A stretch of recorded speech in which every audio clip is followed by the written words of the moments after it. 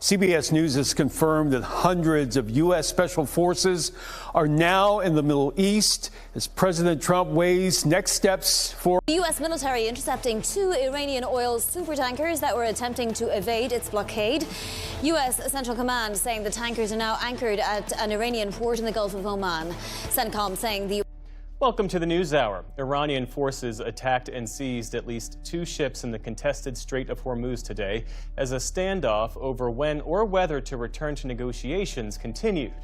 8 Americans were killed, 5 crew members of the C-130 and 3 in the back of Schaefer's helicopter. Their bodies left behind.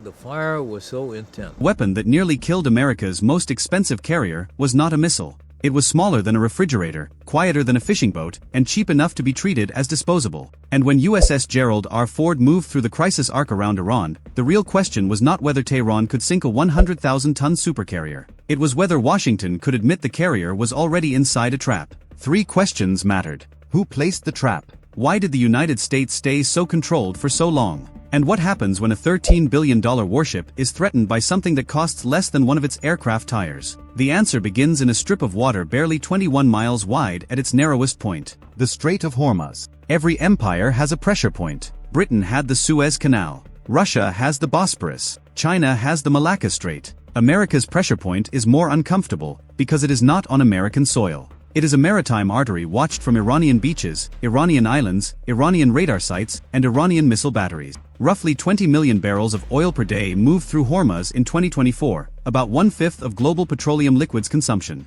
That is not a shipping lane. That is a loaded gun pointed at the global economy. U.S. Energy Information Administration. And Iran understood something Washington did not want to say out loud. You do not need to defeat the U.S. Navy. You only need to make the Navy slow down. Watch this closely. USS Gerald R. Ford is not just another carrier. It is the lead ship of America's newest carrier class, more than 100,000 tons, roughly 1,106 feet long, nuclear-powered, and designed to launch wave after wave of aircraft using EMALS, the electromagnetic system built for Ford-class carriers. Encyclopedia Britannica. On paper, that sounds invincible. 75-plus aircraft. Destroyers around it. Missile defenses. Electronic warfare. Satellites overhead. Submarines below. But carriers are not invincible. They are political objects with flight decks. A carrier is a floating city, and cities can be paralyzed, not by a nuclear weapon, by uncertainty. At sea, uncertainty has a name: mines. The mine is the oldest insult to naval power. It does not care how advanced your radar is. It does not care how expensive your aircraft are. It waits. It hides. It turns every mile into a question. In 1988, USS Samuel B. Roberts struck an Iranian mine in the Persian Gulf. The explosion nearly broke the ship apart. 4 days later, America answered with Operation Praying Mantis, destroying Iranian oil platforms and sinking or crippling Iranian naval vessels in one of the largest U.S. surface actions since World War II. Naval History and Heritage Command. Remember that date, April 18, 1988. Because Iran remembered it too. And this time, Tehran did not need to repeat 1988. It needed to update it. The secret weapon was not one device. It was a system: mines, unmanned craft, small boats, drones, coastal missiles, false signals, commercial traffic, and geography compressed into one kill box. Hormuz is perfect for this. Too narrow for comfort. Too important to avoid. Too crowded to clear quickly. A destroyer can track aircraft. A carrier group can intercept missiles. But a minefield mixed into commercial shipping lanes turns the most advanced navy on Earth into a detective agency under fire. That was the real Iranian move. Not to fire first. To make every American movement look like the first mistake. Silence. That is why the early U.S. response looked strangely measured. It was not weakness. It was fear of the map. Because once a carrier enters a mined or suspected mine choke point, the carrier is no longer setting the tempo. The seabed is. A mine does not need to sink USS Gerald R. Ford to win. It only has to force the carrier to alter course. Slow escorts. Delay flight operations. Pull destroyers inward. Redirect helicopters. Expose minesweepers. Freeze insurers. Panic oil markets. One cheap object can reorganize a billion-dollar battle plan. And Iran's commanders understood the math. A carrier strike group is built around dominance at distance. Hormuz compresses that distance into a knife fight. At 1,000 miles, America is terrifying. At 10 miles, Iran becomes dangerous. The Ford's escorts can shoot down incoming threats. Its aircraft can strike launchers. Its radars can see far beyond the horizon. But mines sit below the waterline, inside the gray zone between war and accident. And that is where Tehran wanted the fight. Not in the sky. Not on CNN. Underwater. The hidden player was not just the Iranian Navy. It was the Islamic Revolutionary Guard Corps Navy, the force designed for asymmetry, harassment, swarms, and deniable escalation. Conventional navies think in fleets. The IRGC thinks in traps. A fast boat appears on radar, then disappears behind a tanker. A drone rises from the coast, then turns away. A radio warning goes out, then nothing happens. That nothing is the weapon. Because every minute of nothing forces Washington to ask, is this a bluff, or is the carrier already sailing toward the mine? By 2026, the problem had become serious enough that the U.S. Navy moved toward AI-supported mine detection. Reuters reported a Navy contract worth up to $100 million with Domino Data Lab to improve mine detection in the Strait of Hormuz using AI and unmanned underwater vehicles, cutting the time needed to update detection models from months to days. Reuters. That number tells you the truth. $100 million. Not for a new missile. Not for a new carrier. For finding mines before they find you. That is the admission. The strongest navy in history was being forced to fight a cheap, patient, underwater threat on Iran's terms. And this is where the Ford came close. Not close in the Hollywood sense. Not flames across the flight deck. Not a carrier rolling over in the Gulf. Close in the strategic sense. Close to losing freedom of movement. Close to becoming a hostage to the water beneath it. Close to proving that a supercarrier could be threatened without being touched. That is the part most headlines miss. Modern naval warfare is not always about destruction. Sometimes it is about immobilization. If Iran could force the Ford to stand off farther, move slower, or operate through layers of uncertainty, Tehran could claim a victory without ever sinking anything. And Washington knew the optics were deadly. If a mine damaged a destroyer, the world would compare it to Samuel B. Roberts. If a mine damaged a carrier escort, insurers would panic.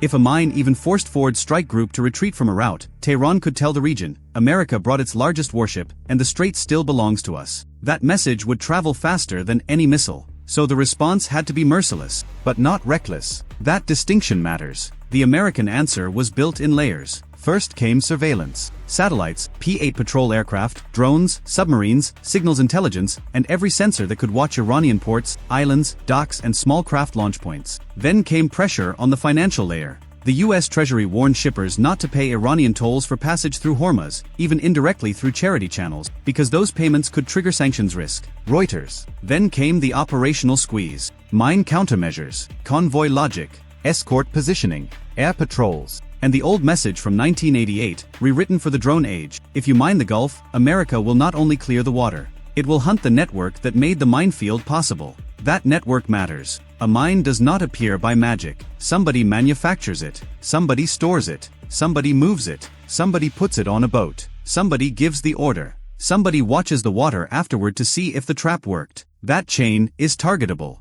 And once Washington maps the chain, Tehran's cheap weapon stops being cheap. Because now every warehouse becomes a liability. Every pier becomes a target folder. Every IRGC patrol boat becomes evidence. Every drone feed becomes a confession. Here is the brutal part. The United States did not need to destroy Iran's entire navy to send the message. It needed to make mine warfare expensive. That is what merciless means in naval strategy. Not rage. Accounting. You make the enemy pay more than he planned to spend. A $20,000 threat becomes a $20 million mistake. A small boat becomes a strike package. A hidden mine becomes a reason to dismantle a coastal operating cell. And a quiet trap becomes the excuse for a public demonstration of force. Iran wanted ambiguity. Washington began stripping ambiguity away. But the danger was still there, because Iran's best move was never one decisive strike. It was a rolling crisis. A tanker stops. Oil prices jump. A ship reroutes. Insurance costs rise. A drone buzzes a destroyer.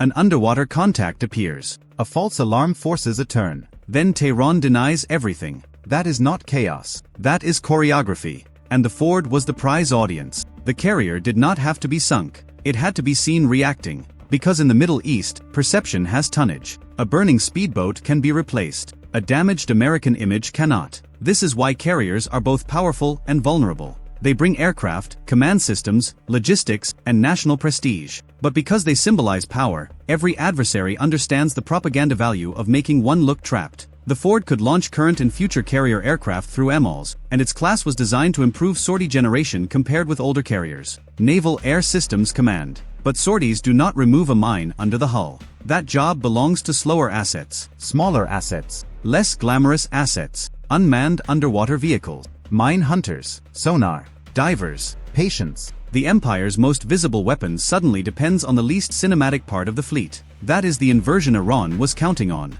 Now the clock becomes vicious. Every hour the strait feels unsafe, the economic damage spreads outward. Tankers wait. Markets price fear. Gulf states call Washington. China watches its energy routes. Russia watches American distraction. Israel watches Iranian launch sites. And every commander on the Ford watches the same thing, the water. At the 15-minute mark of the crisis, metaphorically speaking, the nightmare scenario was simple. A contact appears ahead of the strike group. Not confirmed. Not dismissed. A destroyer shifts position. A helicopter launches. A tanker in the lane refuses instructions. Iranian boats move from shore. A drone feed goes dark. Nobody fires. Yet everyone is now one mistake away from war. This is how a superpower gets dragged into escalation. Not by a grand declaration. By a sensor return. By a captain's judgment. By 10 seconds of uncertainty in a narrow sea. And then comes the old ghost, Samuel B. Roberts. In 1988, the mine nearly sank an American warship. The retaliation was swift and devastating. The lesson Washington wanted Iran to remember was not that America can hit hard. Iran already knew that. The lesson was that mining the Gulf gives America permission to expand the target list. Oil platforms, boats, command nodes, radar sites, storage areas. The invisible weapon creates visible targets. That is why Tehran's gamble was so dangerous. If the mine works, Iran humiliates a superpower. If the mine is found, Iran exposes the network. If the mine damages an American ship, Iran risks a praying mantis-style response with 21st century reach. And if the mine threatens the Ford, then the response is not about one ship. It is about restoring the myth that American carriers can go where Washington sends them. That myth is a pillar of U.S. strategy. Break it in Hormuz, and every rival learns the same lesson. China studies Taiwan. Russia studies the Black Sea. North Korea studies the Yellow Sea. Every militia with drones studies commercial shipping lanes. One mine becomes a school. So the United States had to answer at the level of the lesson. Mine detection, sanctions, escort operations, strike readiness. And the quiet message that if Iran tried to turn Hormuz into a trap, America would turn the Iranian coastline into a target map. That was the merciless response. Not one explosion. A system built to punish the system. And that is the full picture. Iran's secret weapon almost destroyed USS Gerald R. Ford because it threatened what the carrier truly represents: motion, confidence, and command of the sea. Not steel. Movement. A carrier that cannot move freely is already wounded. A superpower that must ask permission from the seabed is already negotiating. And a strait that can freeze oil, fleets, and presidents at the same time is not just geography. It is leverage. The Ford survived the trap because the U.S. Navy did what great navies do when they are scared. It adapted, hunted, mapped, and prepared to retaliate beyond the weapon itself. But the next version of this threat will be smaller, quieter, more autonomous, and probably already in the water. Because the real war for the Persian Gulf is not carrier versus missile. It is superpower versus cheap uncertainty. And uncertainty is getting cheaper every year.